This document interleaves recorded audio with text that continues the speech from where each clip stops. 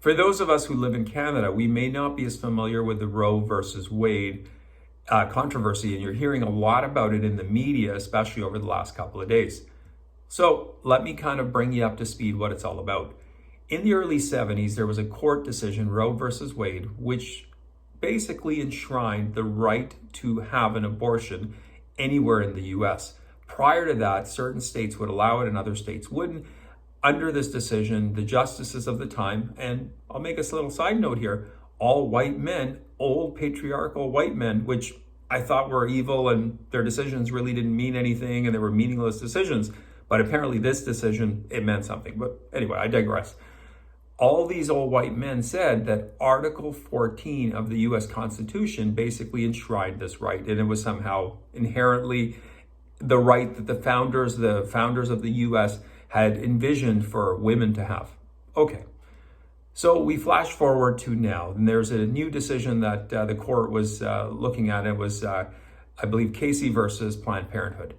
And there was a leak of this decision in advance, basically saying that they were going to overturn Roe versus Wade. Now, right away on social media, everything got lit up. And the first thing you hear is, hey, that's it. It's the end of abortions. People won't be able to have abortions. Not true. All this decision, all the preliminary release paper is saying is that these rights of whether an abortion is legal or not, or it can be happening or not, is up to the individual state to decide. Basically, a lot of confusion happens when we think about the US, and we're not as familiar with the fact that it's a republic. It was a bunch of colonies who came together who decided to form a collective unit, which became the United States. And they decided that they would give certain powers over to the federal government. Things such as borders, internationally, being able to wage war, things like that would affect them, because individual colonies couldn't do this on their own, and they felt they were better as a collective unit. However, in that, they did not secede their state rights. What this early Roe versus Wade decision is, it took state rights away. This decision, it looks like, and what the justices are interpreting is that it's giving it back, that the individual state can decide whether an abortion is legal or not in that state, at what point can it be had up to, and they get to make all the rules around it based on what their individual citizens want. So if you're living in North Dakota, you don't have the people of Los Angeles or New York dictating policy to you. You get to decide. And if you're in California, for example, or let's say in New York, or you're in Colorado, you can have all the abortions you want. In fact, in some of these states, you can even have abortions after the child's born, up to 28 days. Don't believe me? Look it up. So this now gives that power back to the individual states, and they can decide for themselves, and their citizens can decide if it makes sense or not.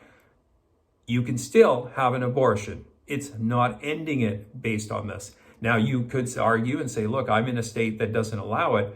Great, travel to one that does. They're not going to preclude you from doing it. Now, you would argue, well, it's going to cost me money to do it. It's a medical procedure. Why should other people pay for it? Go. You want to do this, you want to end a life, fine, pay for it. That seems reasonable to me. Now, there's a few ironies in all of this. Now, all of a sudden, you're hearing a decry that women are going to be denied health services. Women? Wait a minute, I thought that was an obsolete concept. Just like 30 seconds ago, there was no such thing as a woman. They were non-existent, but now they're back? Okay, so that's one kind of hypocrisy. Number two, my body, my choice? Really? You're telling me that after the last 2 years, when people were being forced to pump something into them and they had no choice, they were being mandated? It was either their job, their careers, their livelihood, whatever, their family, and unless they did it, they had no rights? And now that's back? Huh, really odd, no? But the fact is that the people we are dealing with, or the people that are on the far left or liberals or however you want to look at them, they don't see the hypocrisy in this. They are shifting wind. Whatever argument they have to go behind, whichever position they have to take that supports their narrative, their worldview, and their imposition of their values onto the rest of society, they're game for. They do not see the hypocrisy, folks, because they feel they're fighting a noble war. And in war, the old expression goes, in love and war, all is fair. All is fair in love and war. And these folks exactly view it that way. So when they are bringing these points up, when you hear somebody say it's the end of abortion, please understand that's not the case.